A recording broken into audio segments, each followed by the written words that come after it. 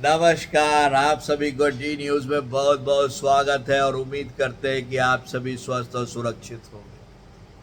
18वीं लोकसभा का पहला संसदीय कार्य चालू है और खूब बम धमाके उड़ रहे हैं शब्दों के। कल बहुत ही जबरदस्त, बहुत ही फायरिंग स्पीच दिया राहुल गांधी जी ने, जिसको संभालने के लिए इवन नरेंद्र मोदी साहब को खड़ा होना पड़ा, अमित शाह साहब को खड़ा होना पड़ा, लेकिन राहुल गांधी जी बिल्कुल नहीं रुके और उन्होंने बीजेपी को क्या नहीं कहा, एनडीए को क्या नहीं कहा, सरकार को किस चीज पे नहीं घेरा। हर एक गलती उन्होंने, हर एक कार्य की गलती उन्होंने बीजेपी को दिया और एनडीए को दिया। देखा जाए तो लीडर ऑफ ऑपोजिशन बनने के बाद उनका ये फायरिंग स्पीच बहुतों को पसंद आया, लेकिन एक चीज मेरे को बहुत पसंद आया कि वो ये वैलिडेट करते हुए दिखे संसद के बाहर कि उन्होंने कैसा बोला। अरे भाई, आपने अच्छा बोला या खराब बोला, पूरा फायरिंग था। और आपको मुबारकबाद देता हूं कि आपने भले सही कहा या गलत कहा, लेकिन आपने कहा तो सही। और इससे कांग्रेस पार्टी के कार्यकर्ताओं में आपको फॉलो करने के लिए और उमंग बढ़ेगी। आपका जो गठबंधन की सरकार गठबंधन है वो और फायरी होगा। और वो दिख रहा है, जैसे आज सुबह जो मुलायम सिंह यादव के जो बेटे हैं अखिलेश यादव साहब, उन्होंने बोला। अब बात यूं आती है कि अब जवाब तो नरेंद्र मोदी साहब की ओर से आएगा और राहुल गांधी जी और कांग्रेस पार्टी बहुत ही चूजी है जब नरेंद्र मोदी जवाब देते हैं।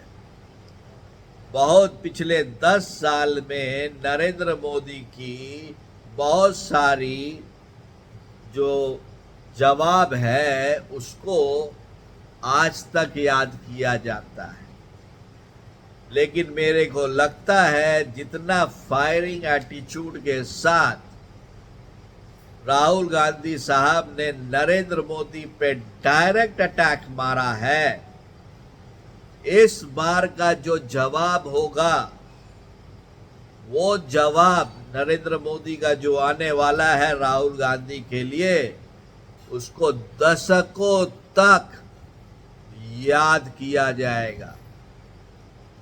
नरेंद्र मोदी सबसे पहले 2014 तक का कांग्रेस की जो एक पुराण कथा है उसको खोलकर उसमें राहुल गांधी जी के कार्य को और कार्यकलाप को उजागर करेंगे। दूसरा, वो एकदम ये बता देंगे लोगों को कि बिना पढ़ाई लिखाई किए राहुल गांधी ने जो डेटा सदन के पटल पर रखा वो गलत था और ये एक हैबिचुअल ऑफेंडर है उस मामले में, जिससे कि राहुल गांधी की साख गिरेगी भाई। तीसरा, वो ये दिखा देंगे पूरे हिंदू समाज को कि राहुल गांधी के लिए थर्ड पावर या जिस पे आप आस्था रखते हो, कोई भी धर्म का हो, उसके लिए कोई रेस्पेक्ट नहीं है। जिस तरह से उन्होंने सारी प्रतिमा को या उसके पोस्टर्स को उन्होंने रखा। चौथी चीज, अग्निवीर पे जिस तरह से राहुल गांधी को फैक्चुअल सही करना पड़ा, वो नरेंद्र मोदी उसको लेकर और पकड़कर ये पूरे कांग्रेस का जो कार्यकाल रहा है वहां तक खींच कर जाएंगे। जो बेरोजगारी की बात है और महंगाई की बात है, उस पे जितने भी कांग्रेस शासित राज्य हैं उनके जो कारनामे हैं उनको वो उजागर कर देंगे। और सबसे बड़ी चीज कि वो ये चीज को प्रूव कर देंगे कि इनको दिक्कत है कि भाई इनके ऊपर जो कार्रवाई होती है ईडी की, सीबीआई की और किसी तीसरे एजेंसीज की, उसके लिए यही जिम्मेवार है।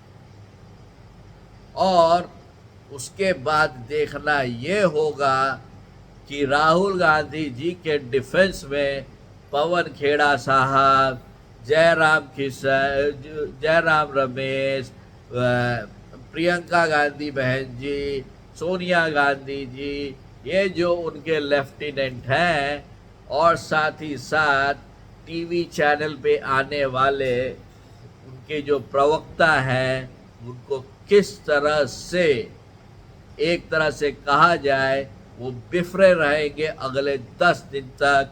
और मैं ये भी बोलता हूँ कि उसके बाद ये लोगों की अगली स्ट्रैटेजी होगी कि संसद नहीं चलने दो। यदि मैं सही कह रहा हूँ तो जरूर इस चैनल को लाइक कीजिए, सब्सक्राइब कीजिए। और तब तक के लिए आप सभी को डी न्यूज़ से नमस्कार।